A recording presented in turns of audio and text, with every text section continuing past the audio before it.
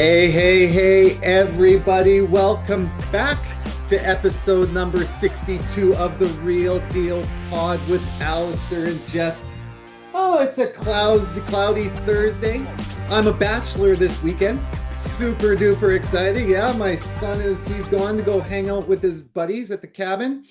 My wife and daughter have gone out to my father-in-law's condo in False Creek with their friends for a mother-daughter and friend and mother. Yeah, we'll call it that. friend and mother get Vancouver getaway. So I'm all on my lonesome. So it's weird that I got to take care of myself. My wife and children are really, really afraid I might not make it. I told them I'm a grown up and I'll make it, but they don't believe me. But the most important thing is we've got my main man, Geoff, with us, and we've got a special guest today, my good friend and an amazing property manager, David Marchioro with Parallel Group. He's an amazing property manager. Geoff, my man, before we introduce David, how you doing? Living life, living Yeah, life. things treating Gonna, you well? yeah, gonna head off to the Okanagan this week and to participate in that Okanagan Fondo. So it's gonna Oh be yeah, right. You're running around like 100,000 kilometers all over Canada and doing some crazy stuff. 155-kilometer road ride. So, but the Okanagan Fondo is one of the best fondos in North America. So it's gonna be good. That's awesome, man. I'm gonna pray for you. Don't hurt yourself, Yeah, right? thank you for that. I will Hey need man, I I'm will here need for it. you. I'm here for you. I'm the angel on your shoulder, Geoff. I am the angel on your shoulder. You know what? I'm gonna take a screenshot and I'll just put it on my handlebars as I'm riding, and I'll just have you in memory as I'm going. That's what it is. What would Allister do? That's all you have to Yeah, say to yourself, my friend. yeah. Not bike ride. Alistair's at home, batching it, enjoying life, drinking beer, and relaxing. No, it'll be pizza and juice. Yeah. I party like a child. I party like I'm in elementary school, Geoff. That's how I roll. Is it juice or Kool-Aid? No, juice boxes. Okay, wow. Yeah, then pizza and apple juice boxes, baby. I know how to roll. So let's introduce my man, David. David's sitting here laughing, going, "Oh my gosh, what the heck did I get myself into?" David, buddy, how are you? Doing good. Enjoying the start of summer. Good, man. Good. How's the family? So David's got a beautiful family. I'll let him introduce everybody, or let him introduce himself in a second. But he's got a beautiful family, a beautiful wife, two beautiful children, all in Yeah, school. got two kids graduated now, heading off to university. One is still finishing up high school for another 2 years, and There my you go. wife That's right. is Sorry, three. So you got one more that's yeah, ready to, one more on the way. one more on the But she way. just got her learner's license, so that's we have three with licenses now. That's right. So So Yes. David, you that's have fun. three grown, and then you have another one coming? No, two Oh. two grown, Two grown one. one finishing off. Oh, So I'm like, holy geez. Number one, you don't look like you should have kids that are graduating. Number two, if you do, you should not be having a newborn now. yeah. uh, my wife keeps all the stress off by the amazing work she does. Corey's an amazing woman, man. You're Yeah, lucky to have her. that's for sure. Yeah, so just so you guys, everybody knows full transparency. David is a client of mine, was a client of mine, and now is just really a lifelong friend of mine. That's what my clients are. So that's yeah. So just a little bit of transparency there. He is a client. It's like Yes. hair club for men, kind of, right? He's not just a friend, Exactly. just a client. He's a friend. Yeah. Yeah. All right, what are Right those on. 90s commercials? Yeah, right. We all remember those beautiful 90s commercials. I want them to bring back those ones with that guy that wore those bad sweaters. Not Bill Cosby, the other dude. That would go, wow, that's amazing. Remember Oh, that like guy? the telemarket or not The telemarketer, but telemarketer. He'd put like the yeah, juice box thing in there, and now you yeah. can pour your milk without spilling. Wow, that's amazing. Those guys are awesome. Those guys are the best. All right, guys. Well, let's kick it off because we got a jam-packed pod today. So let's start with the hottest segment in podcast right now, and that is Did you know? so everybody, did you know why condo owners are feeling stuck in 2025? So I was telling you guys I was telling everybody this offline, everyone. I was speaking with some colleagues of mine, and we were discussing just the slow sales that we've been going through over the last little bit. And it harkened back to something that I was taught when I started in this industry. And it was that really the sales in our province are predicated off of condo sales. If condo sales move, then townhouses will sell, and then the single family homes will sell. But if the condo market doesn't move, then it's really tough for the townhomes and the single families to start to move. And hence, we are in that right now. And it's not because owners aren't motivated to sell. It's because now the math no longer works. So here's what's happening. So in markets like Vancouver and Toronto, the condo segment is significantly underperforming compared to, as I was saying, the detached and attached homes, which are the townhomes. So since 2022, condo sales in Vancouver are down 37%. And in Toronto, they're down 75%. That number is ridiculous. And during that time, inventory has more than doubled. And according to CMHC now, with the prices, of course, have softened, and there is no near-term recovery in sight. So what that's done is it's left many owners who, of course, have hoped to move up into the townhomes or the detached homes. They're in a crossroads because the plan before was simple: build equity in a condo, then use that appreciation to jump into a bigger space. But now with the values down and liquidity low, that springboard strategy that I was taught, that's been compromised. I was reading in the article I was reading, Victor Tran, he's an expert with rates.ca. He had said that they're kind of stuck. The money just isn't there anymore. So even as some parts of the housing market are stabilizing, the condo sector, it still remains rough.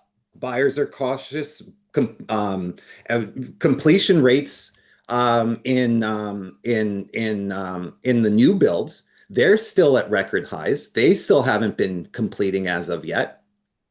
And investor activity has completely pulled back. So the result is a lot of motivated sellers, but of course, not enough motivated buyers. So the bigger picture now is there's the confidence issue, with many owners are waiting for signs of rebound, wondering, have we hit the rock bottom? Will prices come back in the next 6 to 12 months? Or should I cut my losses now and hold tight and rent? So those that are looking to sell first so they can buy next, they're facing the dilemma of, and this is one that we're hearing quite often, what if the condo takes a long time to sell? Or what if it doesn't? So this is now the juxtaposition where everybody's in. Condo owners now are afraid to put their property up to sell before they find something to buy, right? Because buying, sorry, before they sell, because they're afraid that they can't sell. We've got too much inventory and too many buyers that are just perusing. And we've got record low sales and doubling inventory. So at the end of the day, the problem that we have now in our situation is we need to figure out a way to make it attractive for condos to be purchased again, in order to get the ball rolling down on the other categories. I just was wondering if Geoff, and now David, because David, you're a property manager, if you've been seeing or hearing those same things from people. Yeah, I mean, I'm trying to rent out a couple of condos right now, and there's so much inventory out there. that the prices have come down. Like what was a 2-bedroom 2,800 2 years ago is now a 2-bedroom possibly 2,400 now this summer. Last summer I rented out a 3-bedroom in Chilliwack, brand new building, 2,700. And I calculated what you would need to, if you got that rent, which was a high rent at the time, you're probably not getting that now, but you would need to put down 40% to most of the time break even on your bills. Wow. That was like, who has 40% on a $900,000 condo? Yeah. Right. And so it's just, unless you have a lot of spare that you can, be forking over an extra couple of hundred to keep afloat, which a lot of people in the first place were just, when they're buying right to their limit already with no room to spare, hoping that the rent will cover most of it, if not all of it. But then markets like this happen and they're stuck with having to fork over more than they can afford. Now they're figuring out, do I sell or do I I can't rent it out for hire because there's nobody that's going to take it. Right. So they're stuck figuring out what they're doing. And I got that. That's translating, the slowness in the real estate is translating to homeowners of single family homes and such that are like, okay, I was going to sell this, but you know what? Market's rough right now. I will rent it out. Well, now that's translated into the rental market being slow. Right. Because the inventory for rentals all across the board is allowing renters to be picky. So kind of all these policies and everything, and the market is bringing the market to a more, for renters, probably a more fair price. Yeah. But it's killing a lot of these people who bought in the last, especially 2 to 3 years. Yeah. And that's, I know when speaking with a colleague of mine, we were talking about just what market value is with condos, right? Unfortunately, at this time, there isn't a market value. It's a tough spot right now to kind of look at your client and say that market value, it literally right now depends on the most motivated seller. That's what your market value is. It's their circumstances. So if they were going through a divorce and they sold it low, that's what market value is. It was their circumstance. If they got lucky, well, then maybe we could try to reach for that and try to obtain that high number that they got because they lucked into something that was at market value. But more often than not, market value is now just driven by who the most motivated seller is, and it's normally going to just drop it or considerably drop it, right? Considerably drop those prices. Yeah. Yeah. Yeah. What do you think, Geoff? I don't know, there's a lot of things kind of cycling through my mind. I know that we just spoke on a couple pods ago that a 600 square foot Vancouver condo, 2-bedroom, 2-bath are going for 3,600. Yeah. But then I'm also hearing that there's a lot of inventory on the rental side of things where now we're starting to see rental things kind of come into correction. So it just goes back to what you're listening to and how people can get either misled Mhm. or uninformed. And it's like, okay, well, what is it? Is rental prices going up? So is it better to buy a home where your mortgage is going to be cheaper than your rent? Or is it better to hold off, let the condo market kind of keep on doing what it's doing, have those float down in prices and rent?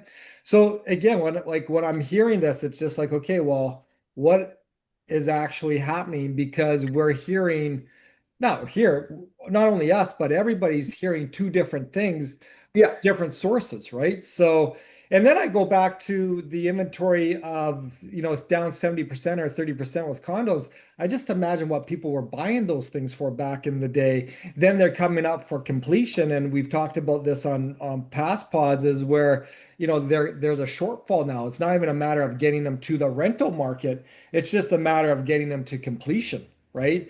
And Yeah. a lot of people walking away from them just because they don't have that money to cover that shortfall for what they bought it for to what actually the market value is now. And then I hear market value is how desperate you are to get rid of it. But again, I was just speaking with a client is that I find that there are still properties here, condos and townhouses that do sell very quickly if priced accordingly, right? And that's Mhm. not necessarily that they're like given a huge haircut on it.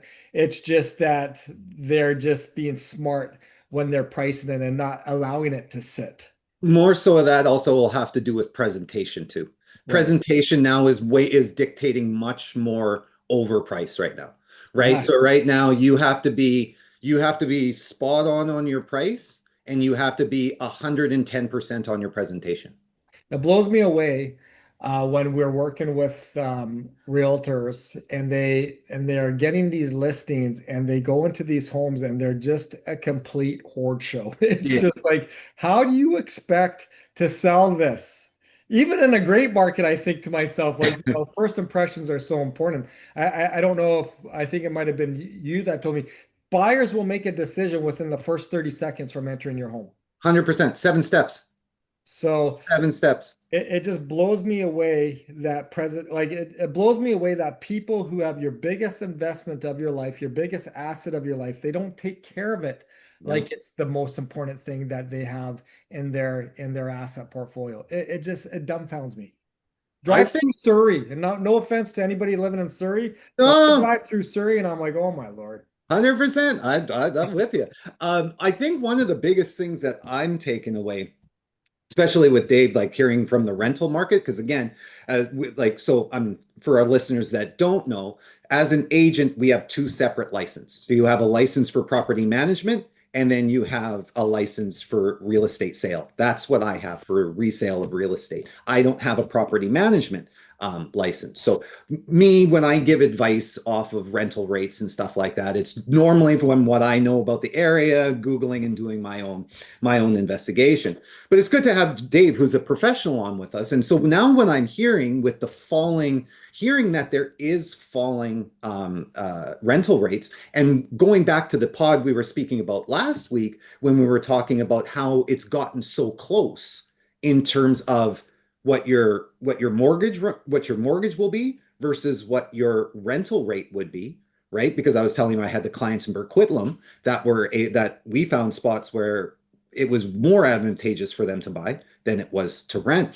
And I think that this is the biggest thing, is that there is so much confusion, right? Because there is so much chaos in so many different pockets, in so many different areas, right? So I can pick out parts of Abbotsford where properties were selling 5% higher, right? Like where areas were selling 5% higher than another area of Abbotsford where they were selling -4%, Mhm. right? Right below list price. I think that we always got to remember it is all area dependent, but when we look at from an overarching view of everything, I think that the what it's showing is that the condo market itself is in a lot of frustration.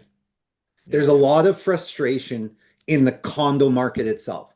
Because when we're having these discussions, we're never ever talking about townhomes. We haven't talked about townhomes at all, right? We really haven't spoken about detached homes, right?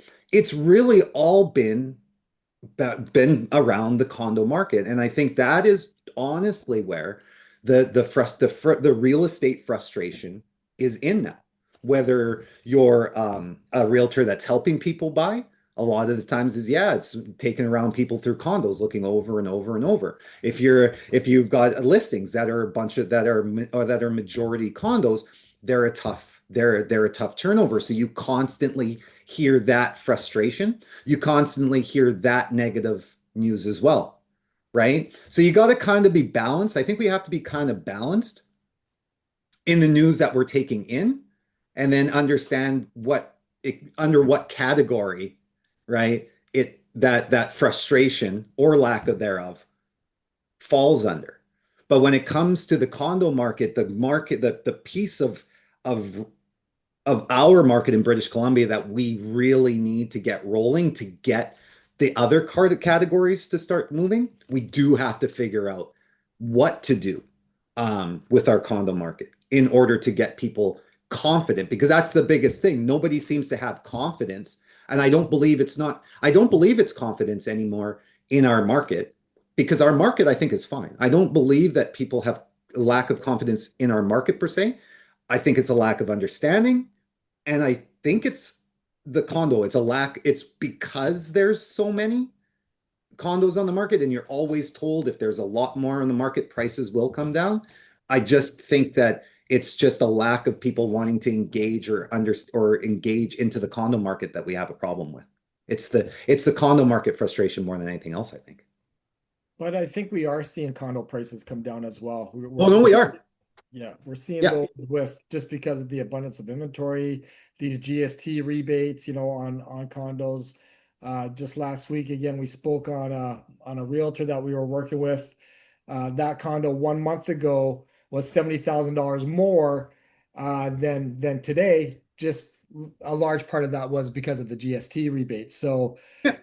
so we'll see. We'll Yeah, see. what are we? Just quickly, Yeah. I'll tell you, we were down 4.5% year over year for last month in our condo pricing. So we're down 4.5%. This is a pretty good shape. It's GST. How much down, if you guys know, how down are we on investor purchase versus like homeowner purchase? Because I was talking to a realtor who's doing pre-sales here in Abbotsford and Langley, and he said when people are coming in, they're only buying for themselves. He's not getting investors right now. So, I mean, as well as, like you said earlier, we doubled the inventory. Yeah. But we're also That's all investor. That's Yeah. all. That's majority investor stuff that flooded the market too. Yeah. Yeah. So I think I'm gonna say I'm gonna, like, I don't have the number in front of me, but if I had to guess, if somebody forced me to pick a number, I'm gonna guess that it's 80% primary residence. Yeah. It's it'd be 2 out of 10 in investor going into a whether it's resale or a pre-construction and pre-con. That would be my guess. Geoff, what do you think? I mean, I just know that it's empty, but As I believe that we're seeing a lot of inventory and a lot of vacancies because the investors to invest in real estate nowadays, it's just not the greatest vehicle to do it in, right? Number one, you're typically going to have a monthly shortfall. Number two, you are going to get that appreciation. And most people who understand the real estate market will understand that homes will appreciate anywhere from 4 to 8% a year. We're just kind of in a zone right now where we're not seeing that. But I was just talking to a client of mine. He's like, hey, if you buy this house today, or it was actually a condo. If you buy this condo today, I can guarantee it's going to be worth a heck of a lot more in 3 to 5 years than what it is today. So why wouldn't you do it, right? Yeah. But again, that fear motivates people. But back to David's question, I just feel that there's no room for investors anymore. How they're taxed, how the capital gains is looked at. Short-term rentals was huge prior to all those new regulations coming in. And yeah, I think to answer David's question, I think we're seeing a lot of investors just not pulling out of that investment market because it's just not there right now. Yeah. What is the incentive as an investor to buy in 2025? There's not much. No. In all honesty, there's not much. Like, again, is there monthly cash flow? Nope. Right? Are we getting what is the rents like and compared to what your mortgage payments and all that carrying cost is? What is the appreciation like if we just look at the last 3 years, right? And then people are gonna work into that. What is the tax implications on gains? Like That's the big thing. That's the biggest thing now. It'll be the gains. That's going to be the biggest implication now. Because I was going to say, for most people, I think it's cash rich people that are that if you have nothing else to do and just wanted to throw some money into possibly something safe, right? That is now going to invest. That's still looking to invest in real estate as if you're already cash rich. But the problem is now is the gains is when you is when you pull it out, getting taxed out of it. That even if you're cash rich now, you don't see that as a good vehicle to put your money in because you're getting killed at the end. Yeah. Well, I'm excited that David is here. That's what I'm saying. We got to get into it. We're I'm gonna let David interested to speak. hear a little bit about parallel property solutions. So, David, if you Yeah. could tell us about that, but I'm even more excited. Like back in my heyday, I had 9 rental properties that I owned. I had property managers, and there was the good, the bad, and the ugly. But again, I love the property manager. I owned properties for 9 years that I actually didn't even see. It was just all managed by the property manager. So I'm excited that David's here and Yeah, man. tell us a little about. Tell them, introduce yourself. There, Scary yeah. thing is when you find the property manager that hasn't seen your place for 9 years. That's a bigger problem. Well, and you know what? It's jokingly you say that, but it does happen. We've It heard happens. horror stories. At Yeah. least 4 or 5 years I've heard, and renters never met them and all that kind of stuff. So there is the bad side, which is what we want to definitely avoid and I would correct in the market. So me personally, I started, and my parents were always, well, even to my great grandmother, she owned rental home apartments in Vancouver around like the Vancouver General Hospital area. Wish we had some of those. And she bought it for $68,000. Yeah, Yeah. exactly. And so it's always been my parents had rental properties and what have you. So I started back in 2007 with my first one, buying a condo. And then I decided to split it off and be like, well, you know what? We have so much tied up in this one. I could take that out and I could go to multiple properties. So then I did that and I looked across Canada for anything on $200,000. Landed me in Port Alberni. And why Port Alberni? Because I went to a wrestling tournament there once. Okay, we I was talking younger. high school wrestling, or are we talking Yes, high school wrestling. Okay. So that was my association with Port Alberni. Went and checked it out and ended up buying a place that I thought was unique and whatever. And it worked out well, but it was never, I tried to make it nice, but the location and everything, we weren't going to get the tenants that were going to treat it that way. So we ended up just making it safe. And that was kind of our limit. We weren't going to spruce it up too much because we knew we were going to have to fix that again. So that was my start. Then me and a good friend of mine, we bought in Nanaimo a couple of years later and bought 2 Vancouver specials side by side. And that really started our investing. And I even managed that on my own for a year and a half or so from Vancouver. And managing it there. And there was a few horror stories with that to start off, but we can get into that later. But that's where I've been investing, and even in different places like Fort St. John and Cranbrook, and working with different property managers in those places. And so I've been a teacher now for 18 years. Oh. And PE for about 15 of those, doing elementary school. So it's been fun, but I was looking for a change, something different. And because I'm already in that world, a good friend of mine in Calgary was wanting to branch out his property management company to different parts in Canada, and thought, hey, we should work with me and my wife. And so that kind of started us with like, okay, I was looking for something different. This was one of the possibilities I was looking at. So went through the coursework and did that. I really liked his vision. He used to work for a big company in Calgary. They were so big, they were losing 1 customer a day, and they were still doing okay. But he's like, it was just a machine, right? And you didn't know your manager. Your house was just in the company, and that was it. And so he really wanted to have something more personal, where we had lower manager to owner / property ratios, so we could take a personal care in everybody's property, actually know the customers, I remember calling some property management companies here for rental references. And it's funny what you hear on the phone. It's like, wait, is that one of my properties? Who's that tenant? Like, let me look it up in the computer, which I mean, it's great that they saved everything and they got it all, logged in there. But if you ask me about one of my tenants, I know who that tenant is. I Right. know where that property is. And I just feel like yeah, I have a personal investiture into that property that I'm treating it like my own because I do own rental properties and I treat it like I want my managers to treat it and to have a relationship with those tenants so they treat it well.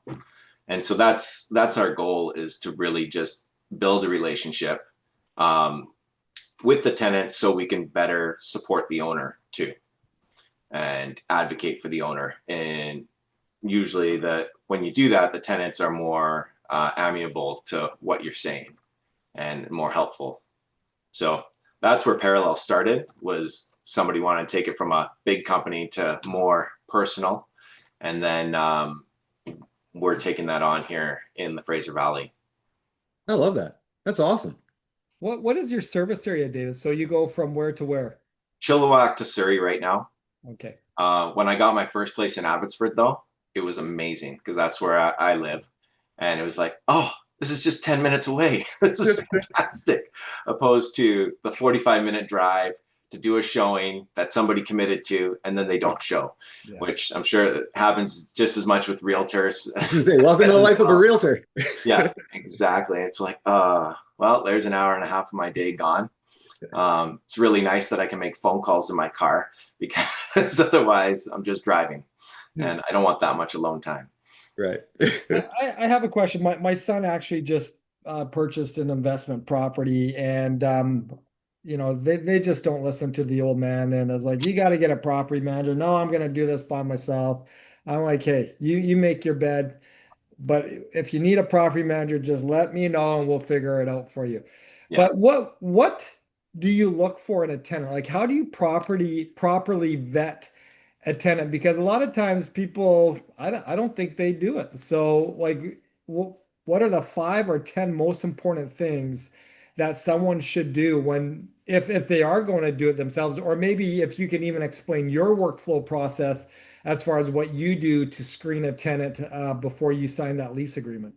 Yeah, definitely. So I say, and if I can remember them all, I'll do 6 things for sure. And I mean, we got the basics of job reference, rental reference, credit check. I'll check court service orders to see if their names come up. And then obviously we're meeting them in person. And then I got my gut feeling and as well, but we're also doing social media check, right? I mean, lots of mine are still coming through Facebook. So there's the view profile, and I will go through that as just the first simple thing before I even meet them. Now, yeah, I'm judging them. Like I'm figuring it out. You get somebody that is on there and they're just, everything is about different drugs and pot and everything. Well, it's like, okay, that's a no. They might seem nice when you present. It's just getting every piece of that picture. So even the credit check, I've taken tenants that have been great tenants with poor credit, but I'm looking through the rest of the history, like where was that poor credit created? Was it a long time ago? Is it right now? Does all their things like job and home history line up with what they've told me? So it's not that any single aspect might disqualify them or qualify them, but it's the whole picture. And in the end, after I've done all that, like I said, you've seen enough people, you start detecting whether or not there's lies, even from the job references and the rental references. If that person is really telling the truth, just keep asking them questions. And then sometimes they don't give answers to what should be an easy answer. And they're just fluffing it up opposed to actually giving a true statement of who that person is. And that's going to come with more experience and learning that, like when your gut, the spidey sense tingles, it's like there's a reason, even if you can't put your finger on it. So pay attention to that. because you will learn that, yeah, certain cues that you don't even really recognize will just set it off. And I've had that, I think, twice, where at early days where I kind of went against that. Didn't end up in super bad situations for our owners, but it was still our most difficult, where a tenant just abandoned the property, abandoned it clean, but still abandoned it without telling us. And then another one, they left, but I had to actually evict them because there was, marital conflicts that were bringing the cops next, So, but everything else lined up in that process. And there was nothing that I could say other than that little sixth sense that was like, this isn't a good situation for some reason. I don't know what it is. Everything else lines up, but find out that, their job reference lied, their rental reference lied. It's like, okay. So it's having that experience does help. And I always tell the owners too, like, you should be ready to go a month without a tenant in there.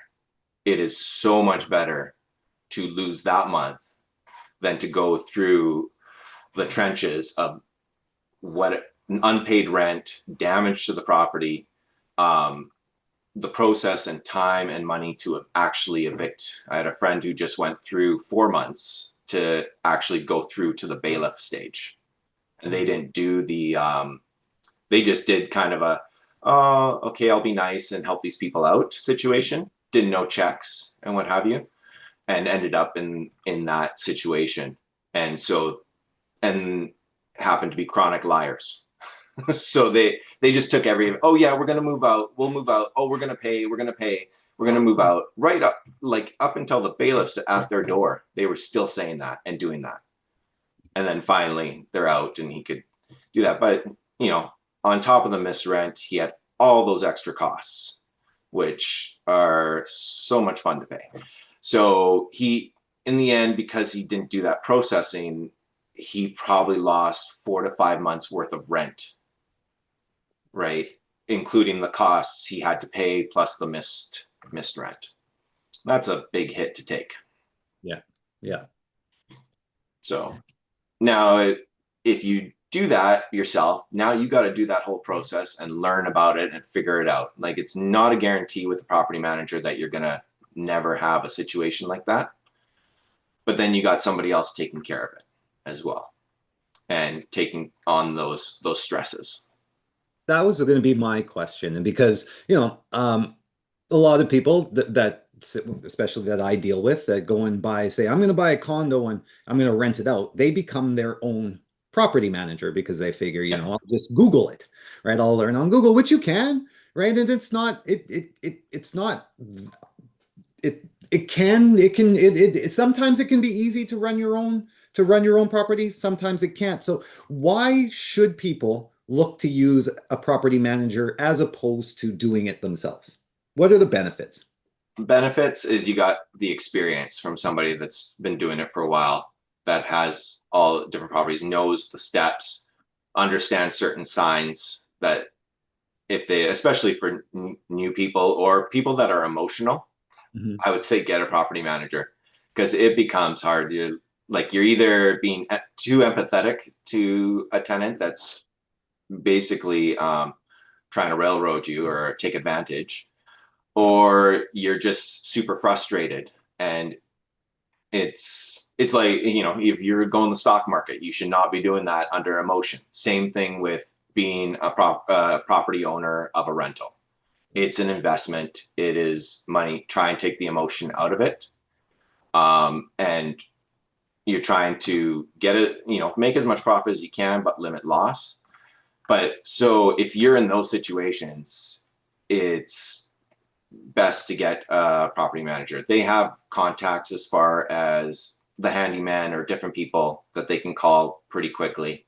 They're there to be called in an emergency, so they can deal with anything that happens. Instead, people are buying from out of town, even an hour away, right? And you're in the middle of your workday.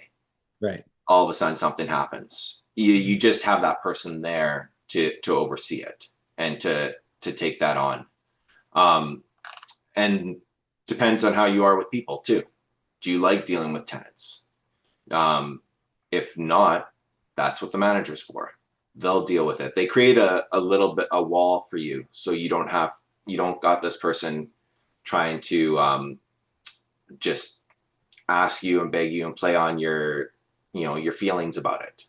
That's my job, to play on the owner's feelings.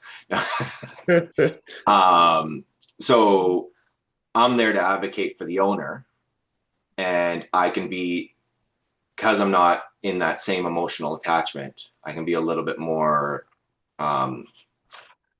cold is the wrong word, but just Rational. and, Rational. and professional about it. And then, talk to the owner, talk them through it, and also understand all the rules that might apply. Because the number of people who have an assessment of what a certain rule might be or what the process is based on HGTV or whatever else they're watching or hearing, they're getting a lot of information from different places, or they have old information and we're getting new information about what the process is, and just explaining simple things like people still talk about giving notice in 90 days. Right. It's like that's not notice. It's 3 calendar months or 4 calendar months, and explaining that to them. If we give it on July 1st, July 1st does not count as your calendar month anymore.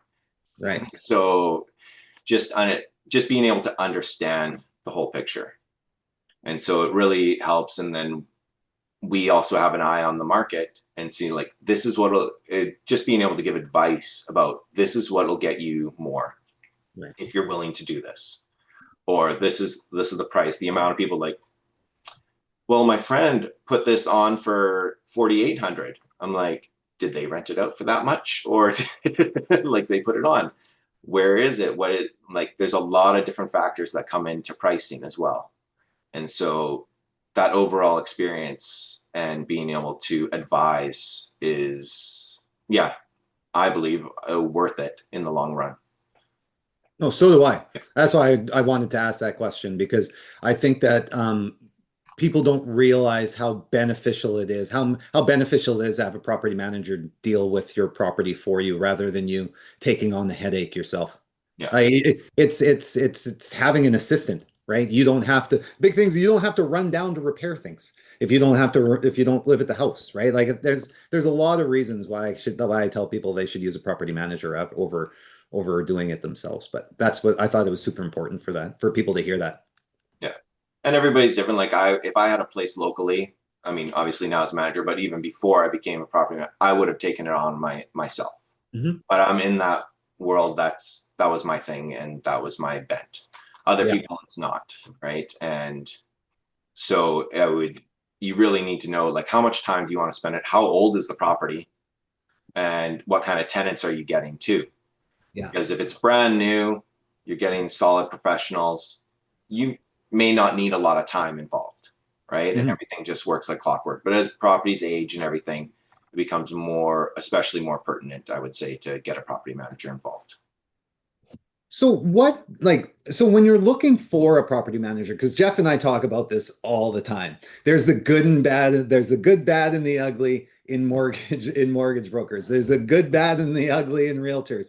There's got to be a good, bad, and the ugly in property managers. So when somebody is interviewing, what are some of the things, some of the services that people should be looking for? For example, like I get upset with realtors that say, I take professional photos. Well, thank you, tips. Like, if you're not doing that, that's get out of bed stuff. If you're not doing that, then you shouldn't be a realtor, right? Period. That shouldn't be the basis of your listing presentation, right? So the same thing, like what would you say are the important pieces, the get out of bed pieces that a property manager should be doing for their people? Well, understand, like, how they're marketing is one thing. Like, are they marketing multiple places? Are they just locking in on one? Is it just photos? Are they doing videos? Like, we do a 360 video, we do photos, and I also put a map of the place, everything, so that as much as possible before they see it, they got as good a picture as I can give them without seeing it. Mm. Which saves time in a lot of ways on my side, but it also presents it to the best and sets it a little bit apart from what's out there right now. Right. How's your property manager screening? So we talked about my 6 keys that I'm looking at. Are they doing all those? I've heard a number of people who don't even do the job reference or rental reference. I mean, that takes 5 to 10 minutes of your time. And even if the guy who you're talking to is lying, it's figuring out, are they lying? And, getting that little piece of information, right? How often do they go in your property? Are you gonna end up with a situation where 3 years down the road, you find out they've never been inside looking at it? They have no idea what the condition is, right? We do minimums every 6 months. We're going in and I'm sending photos to the owners. That way they see an idea what the condition is. Like, it's not a detailed inspection like I'm doing at the move in and move out, but at least they got a general idea. They're confident that, okay, this is in good hands, it's being treated well, and what have you. How are they handling your funds? Is it important to you to get the funds at the beginning of the month, or do you want to wait halfway through? Do you feel they're trustworthy with your money, right? Our company doesn't use a trust account. So to do that, all the money goes directly from tenant to owner, and vice versa if it's returning the deposit. So we don't control any of that. We don't hold it. That's how we do it, so that it's always in their hands. And it's not us just going through and taking the money off and then sending it off without any question. I'll send an invoice later. So some people like the ease of the trust account, like just deposit in my account. I don't want to think about it. Okay, that's one place. For us, we want a relationship with the owner as well. So that's part of it. And then how are they interacting with the tenants? Do they interact with the tenants? Or are they just sending emails? Like, are they actually having some sort of relationship with them like you would as an owner, right? Opposed to, they're not just a stock account. They're actually people that we're dealing with. And so the last thing is, I got this from this book called Blue Fishing. And he's like, would you want to have a drink with the guy? Would you want to hang out with the person, right? Would you like that conversation? Find a property manager you actually enjoy working with, right? I think that's a huge part, because it's a continual relationship. It's not just going to be for a short point in time. Like, minimum, you're in this for a year, if not longer, right? I mean, I've had my property managers for my longest one for 12 years now, right? So having that, I can call them, and now that we're both property managers, we talk shop as well. But even before that, like, I can call them, we can have those conversations, and I get along with them, right? Some people, I remember talking to a former tenant of mine. She's like, oh, the other guy, it's all business. Like, there's no friendliness, no joking around, no personal touch. Yeah. Like, in the end, there's a line of, okay, if I have to get to the point where I'm evicting or whatever, I'm going to have to do that. But I think we can solve a lot of those problems with a lot of people just by being friendly and kind, right? Yeah. And how we interact with them. And even though you're not like giving them any extra time to pay rent if you need to or whatever, but just listening to them helps them out a lot. Takes a lot of stress in it. And so having somebody who has a little bit of communication skills and listening ability is important as well. I know you did in one of your properties. I know you did a lot of cleanup in one of them. How, and that's to me, that I think is a super valuable service that you provided this client, right? Because I know I'm working with this client. So it's a super, super valuable service that you provided this client. Yeah. Is that a norm?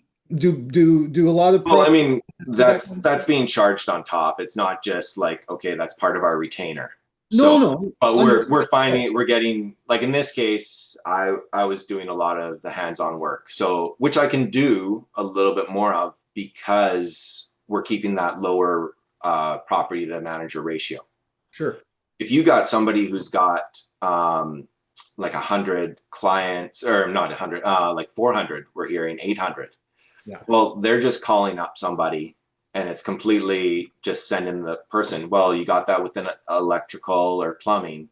That's a minimum $200 bill just for them to show up, right? And it might be replacing a light, like a light switch or something like that, right? So taking that account, what you can do, and if you can offer that and make it less expensive for the owner, that they're not this cash cow. That you're getting paid fairly, but you're not just trying to make every little upcharge you can, right? And so in like that case, it was, yes, this needed to be done. I think we did on that job, it was like 40 hours of cleaning.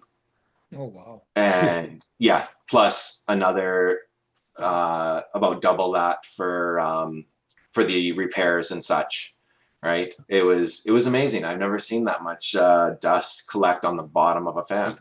It was remarkable. Yeah, and so being able to do that, thinking, okay, I need to rent this out and what it's got to look like so that it's acceptable and good quality for the next renter, Yeah. right? And so, yeah, it's just a matter of, and I'll do that sometimes if I know there's like, I'll show up before a move in or whatever, and 2 hours before, I'll just start cleaning to make sure that the person moving in has a good place and what have you. So I care, like I said, I care about these places and the people that are moving in there, um, to make it a quality place for them to live. Hey, David, how do you do like a proper move in and a move out inspection, right? Like Yeah. wh- what are some key points that people should know when they're moving in and moving out and what to look for?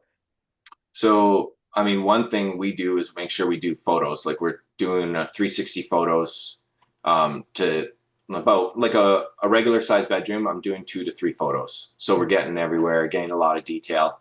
Um, Going on top of that, in my inspection report, I'm also doing specific photos of maybe the stove top and inside the oven.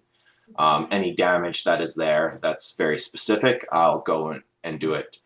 So we got both aspects very close up and the general, but full picture that we can go back when there's a move out and compare and contrast what's going on. And so one of my first places I did a move out, we we looked at the photos and we're like, wait, there's not a screen on that door. Was there a screen on that door? I mean, this is like 3 years after they moved in. And so we were able to go into the file and be like, yep, there was a screen on that door when they moved in. Just like simple things like that, so that that's not being added cost to the owner. And Yeah. we're protecting, I mean, that was helping my friend in Alberta. They get to keep a month's worth of deposit. We only get the half month, which gets eaten up pretty quick. So it's still just protecting it. We ended up looking underneath the porch, whatever, when we found the screen. So it was there, but we wouldn't have known that had we done that. And it's not necessarily something that when people are doing just the check off and the writing reports only, that they're going to have, right? That's why we do the photos, because it's going to cover things we missed and we didn't see. And it protects both I mean, you hear the horror stories or of the owners that take advantage of that. Oh no, that was you damaged that. It's like, no, that was damaged before I rented, right? So both sides can take advantage. At least this helps prevent that and gives a true picture of what was happening at move-in. Yeah. And then going checking things like obviously smoke alarms and all that, which again we would do every 6 months to make sure everything's in working order and safe in the house. What is a property? People will always ask this. What does a property management manager charge? Like, what is the rate of using a property manager? Typically, like on a the monthly retainers are anywhere I've heard from 6% to 12%. So there can be a wide range. And so figuring out what that all includes.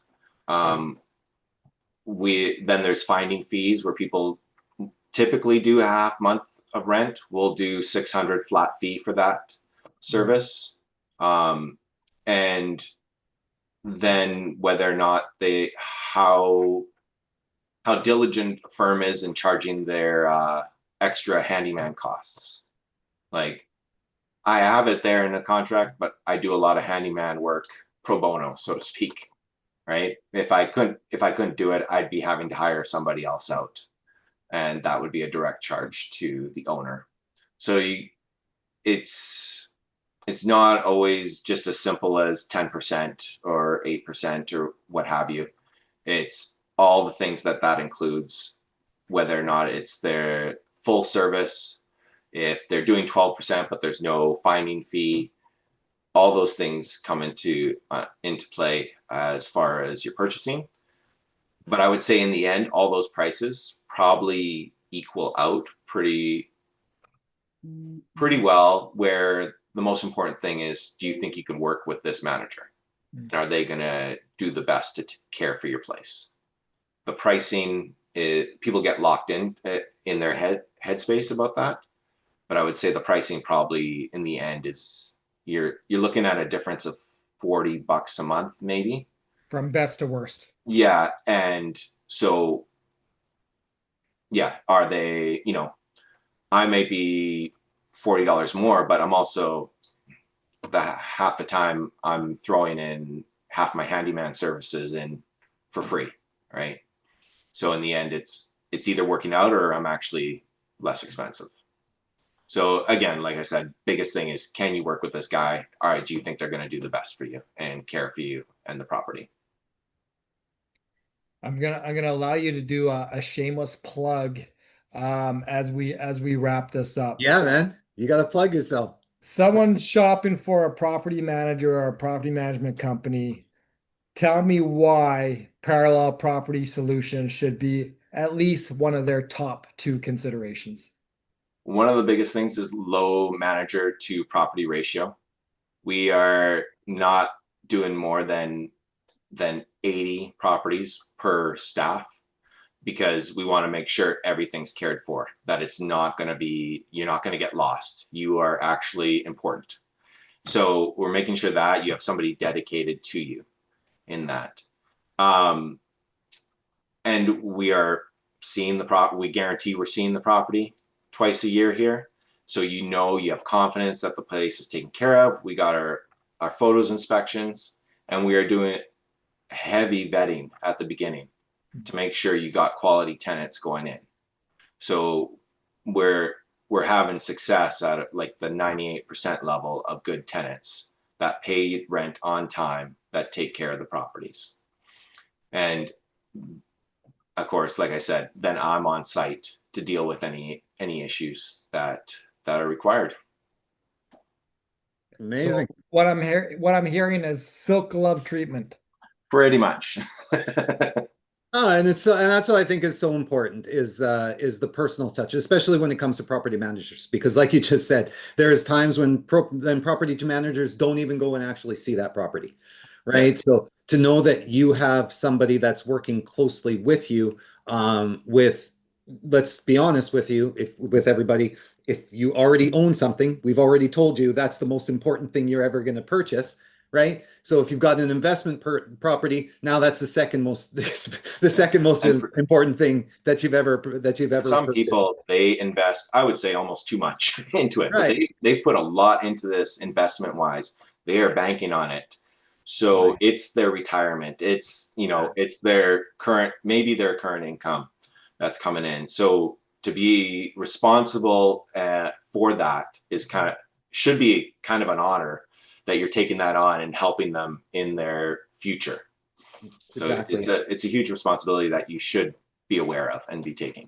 It is. And to know that somebody cares for that investment as much as you do, that's super, super important. So yeah. David, Thank you so much, my man, for My being with pleasure. us today. We need to have you on again because I still have questions to ask you that we didn't even get to. I didn't even realize how far we've gotten into today. So it was amazing, Love though. to. Thank you so much. Oh, so let's end this sucker. We'll shut it down. Thank you guys all for joining us today. Be back here with us for number 63. Man, Geoff, we keep saying it. Man, I can't believe we're 63. Man, this is amazing. And again, we hope we've been delivering you guys as much of valuable information as we've been able to this year. That has been our goal. I keep saying it since the beginning, since January 1st, since our first pod of this year. I said we were doubling down on making sure that you guys got content that was valuable for you guys. So we continue to hope that we're delivering that to you guys. We always want to hear it in our comments. Anything that you guys want us to speak about, please reach out. Please let us know. Continue to love, like us, and share us. And in the meantime, stay empowered, stay informed, and most importantly, Geoff, Stay tuned. that's right, baby. Stay tuned. Peace out.